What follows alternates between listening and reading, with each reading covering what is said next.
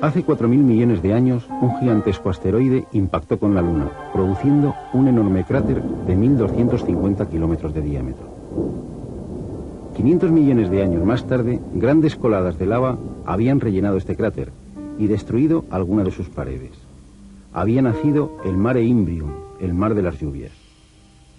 Sobre este fondo de lava, otros objetos celestes dejaron su huella en forma de impacto.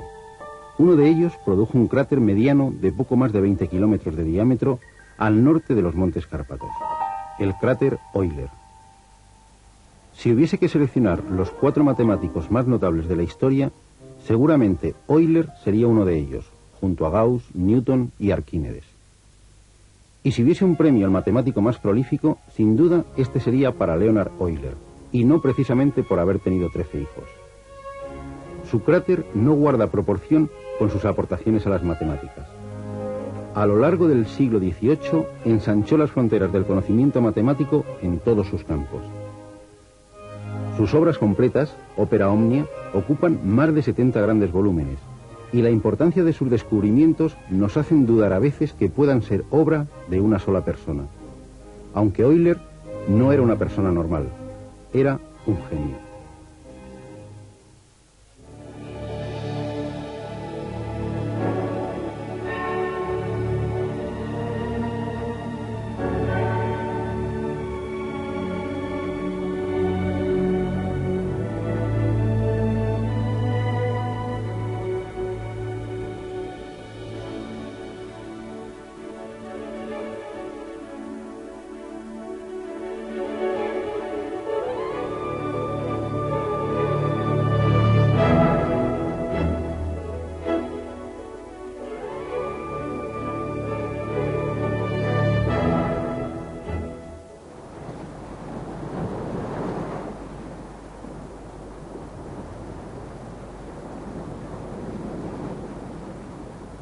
A principios del siglo XVIII, miles de barcos de vela surcaban los océanos.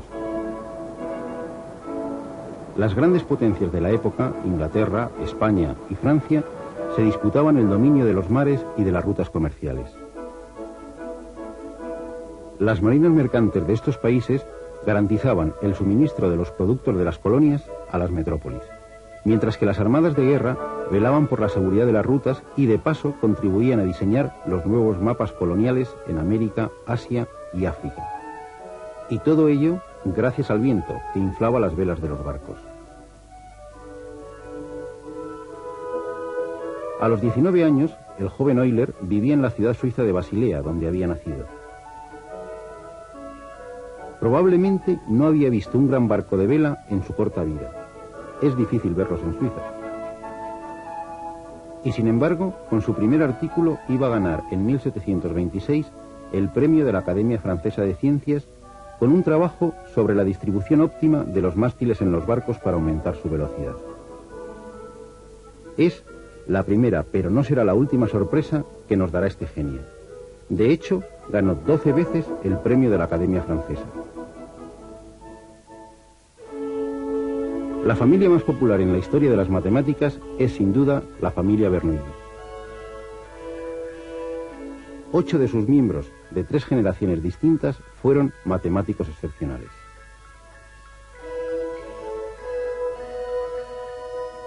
Euler había estudiado en Basilea bajo la tutela de Jean Bernoulli, junto a los hijos de este, Nicolaus y Daniel. Nicolaus y Daniel fueron fichados por Catalina la Grande como profesores de matemáticas de la recién creada Academia de San Petersburgo, y estos llamaron a Euler para ocupar una plaza de profesor de medicina. No es tan extraño, ya que Euler había estudiado, además de matemáticas, teología, astronomía, medicina, física y lenguas orientales. Con solo 20 años viaja a Rusia, y a los 26 ocupa la cátedra de Filosofía Natural en San Petersburgo. En esta época resuelve uno de los problemas más famosos de la historia de las matemáticas, el de los puentes de Königsberg. Königsberg era una ciudad de la antigua Prusia situada a orillas del Báltico. Está atravesada por el río Pregel, que la divide en 4 partes conectadas entre sí por 7 puentes. Los vecinos se preguntaban cuál sería la ruta para atravesar los 7 puentes pasando solo una vez por cada uno. Euler demostró que eso era imposible, dando de paso origen a una nueva rama de las matemáticas, la teoría de grafos y redes. Representó cada barrio como un punto y cada puente como una línea que une 2 puntos. Para poder trazar la ruta pedida, pasando una sola vez por cada puente, es necesario que de cada punto salga un número par de líneas, salvo el punto del principio y el del final. Sin embargo, Euler observó que los 4 puntos tienen un número impar de líneas, con lo que es imposible recorrerlos todos pasando una vez por cada uno de ellos. Por fortuna para las matemáticas, Königsberg tenía 7 puentes. Si hubiese tenido uno menos, quizá hoy no existiría la teoría de grafos y redes.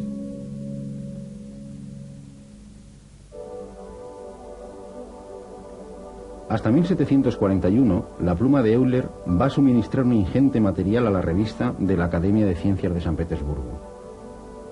Material que abarca todas las ramas de las matemáticas, pero que incluye temas de óptica, de acústica, de hidrodinámica y de mecánica. En esta época, Euler pierde la visión de un ojo. A pesar de ello, y de haberse quedado ciego 17 años antes de su muerte, la edición de sus obras completas, llamada Opera Omnia, pesa más de 170 kilos.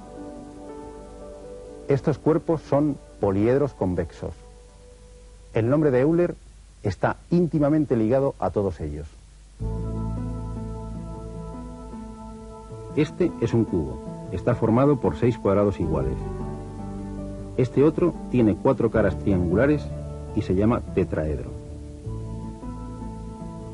El número de caras de este otro es 8. Es un octaedro. Este es un icosaedro. Está formado por 20 triángulos iguales. Este otro, el último sólido platónico, está formado por 12 caras pentagonales. Es un dodecaedro. Todos ellos tienen sus caras iguales y en cada vértice confluye el mismo número de caras. Son los poliedros regulares. Pero no todos los poliedros convexos son regulares. Existen otros, como estos, que o bien no tienen todas sus caras iguales, o bien en cada vértice no confluye el mismo número de caras. Son los poliedros irregulares.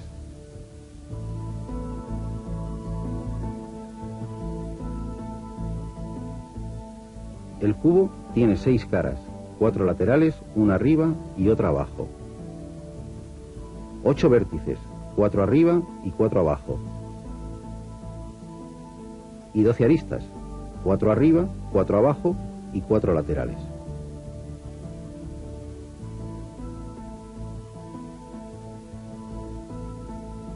Si sumamos el número de caras más el de vértices, 6 más 8, obtenemos 14, 2 más que el número de aristas.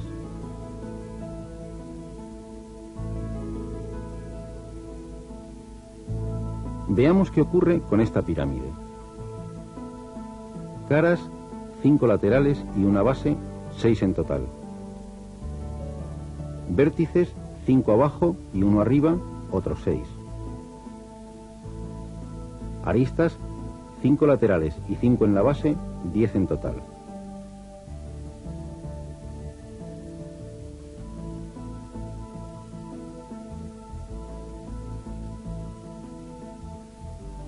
Vaya, otra vez las caras más los vértices es igual al número de aristas más 2.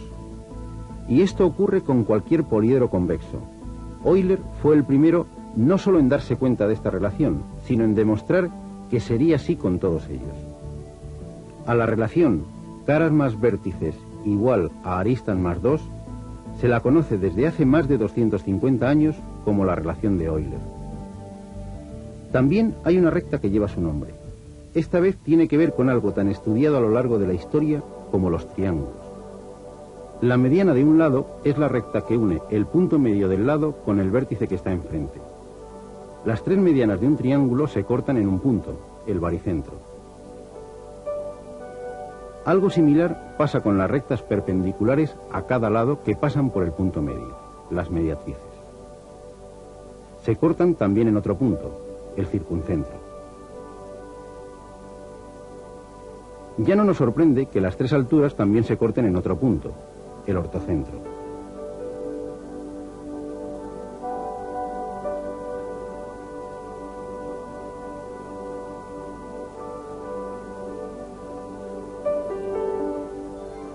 Si el triángulo es equilátero, es decir, tiene sus tres lados iguales, los tres puntos coinciden.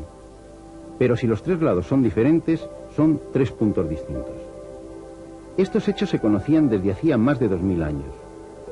Lo que en el siglo XVIII nadie sospechaba es que esos tres puntos, no importa de qué triángulo se trate, siempre están alineados, es decir, están sobre una misma recta, la recta de Euler.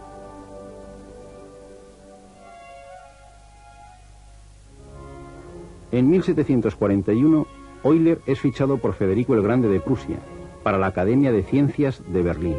Allí vivió hasta 1766, admirado y reverenciado por toda Europa. Una prueba de este respeto por el bueno de Euler, en medio de una Europa convulsionada por las guerras, se produjo en la guerra entre Rusia y Prusia. El ejército ruso invadió Prusia y, como era costumbre, saqueó todas las granjas que encontraba a su paso, entre ellas una de Euler. El general ruso, al enterarse de quién era el dueño, hizo pagar todos los destrozos y añadió como regalo al ilustre matemático 4000 florines. Respetado por todos menos por el propio Federico, que con un gusto más bien dudoso le llamaba cíclope matemático, aludiendo a su falta de visión en un ojo. A pesar de su creciente ceguera, Euler conservaba una mente prodigiosa para el cálculo mental y una memoria increíble. Era capaz de recitar la Eneida de memoria y en latín. Esta es la lista de los 100 primeros números primos. Intente aprendérselos de memoria. Imposible. Pues Euler no solo lo sabía de memoria, sino que era capaz de decir, sin utilizar lápiz ni papel, sus cuadrados, sus cubos y hasta sus potencias sextas. Y no es ninguna broma, sobre todo pensando que, por ejemplo, 541 elevado a 6 es un número de 17 cifras. Con esta mente para los cálculos, Euler no podía dejar de responder a los retos del matemático francés Fermat, planteados un siglo antes. Los pitagóricos ya habían observado una rara relación entre los números 220 y 284. Si sumamos todos los divisores de 220, obtenemos 284, el segundo número. Y si sumamos los de 284, obtenemos el primero, 220. Los llamaron números amigos. Fermat había descubierto en 1636 la segunda pareja de números amigos, 17.296 y 18.416.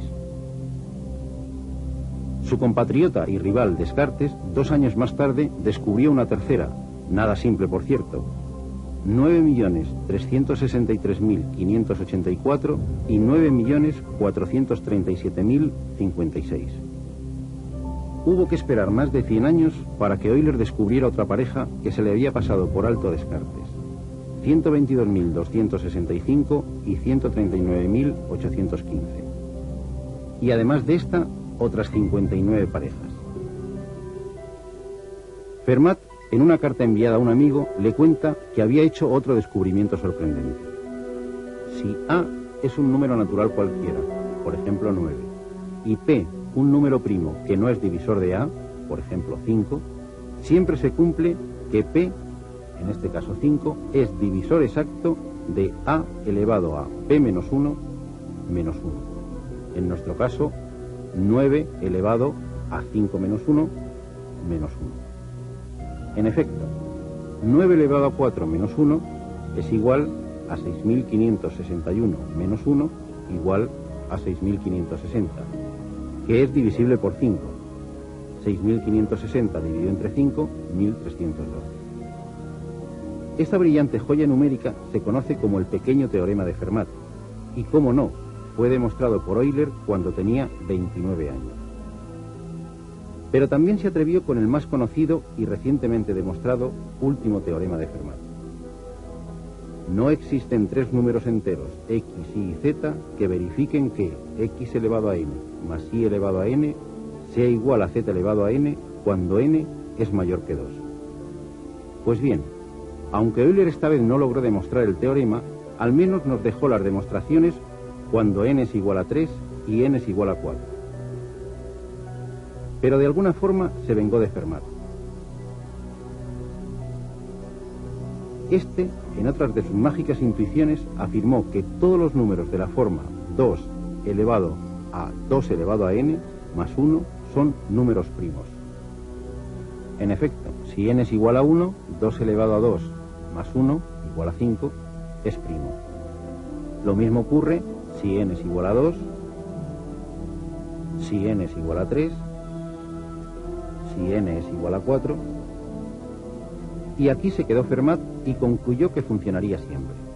Sin embargo, la prodigiosa calculadora mental de Euler iba a tirar por los suelos esta afirmación, con el siguiente valor de n.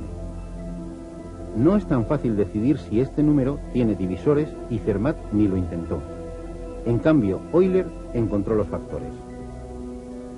En la actualidad sabemos que la conjetura tampoco es cierta para ningún valor de n entre 5 y 21. Un gran fiasco para el casi siempre acertado visionario Fermat. Cuando casi contaba 60 años, Euler, cansado del trato poco amable de Federico el Grande, decide volverse a San Petersburgo, con su más que numerosa familia. Y al año siguiente pierde la visión de su ojo sano, quedándose definitivamente ciego. Pero al igual que Beethoven con su sordera, la ceguera de Euler no le va a impedir seguir creando obras geniales durante 17 años, realizando los cálculos mentalmente y dictando los resultados a alguno de sus hijos. Aunque cualquiera de sus incontables descubrimientos habría hecho a Euler pasar a la historia, donde se sentía como pez en el agua era al tratar con series infinitas.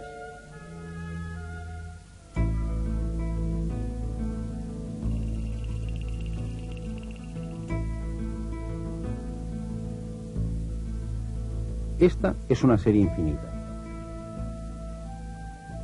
Está formada por infinitos sumandos cada vez más pequeños. Un reto para los matemáticos, a partir de Newton y Leibniz, fue descubrir el valor de la suma de series como esta. A pesar de sumar infinitos sumandos, el resultado es un número pequeño, 2.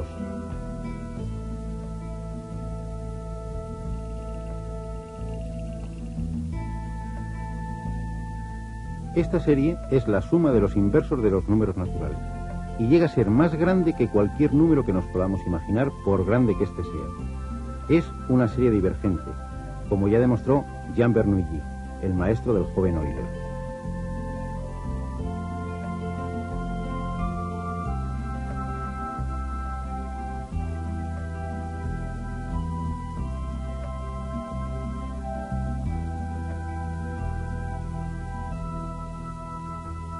¿Qué ocurrirá con esta otra, formada por los inversos de los cuadrados de los números naturales?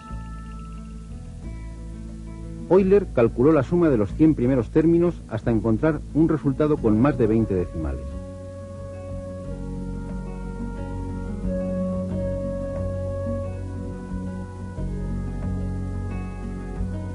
Comprobó que se acercaba cada vez más a un número menor que 2, 1,6449, pero ¿quién o qué era este número? La suma de la serie es pi cuadrado partido por 6. Pero Euler no se paró aquí. Siguió sorprendiendo a toda Europa con resultados como estos. En todos ellos aparece pi, un número emblemático para Euler. Pi aparece como producto de números pares e impares. También aparece pi en la suma de los inversos de los cuadrados de los números pares.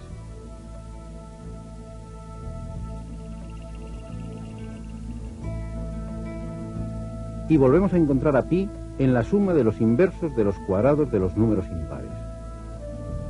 No es tan fácil obtener estos resultados, sobre todo si tenemos en cuenta que en la actualidad aún no sabemos cuánto vale exactamente esta otra serie, formada por los inversos de los cubos de los números naturales.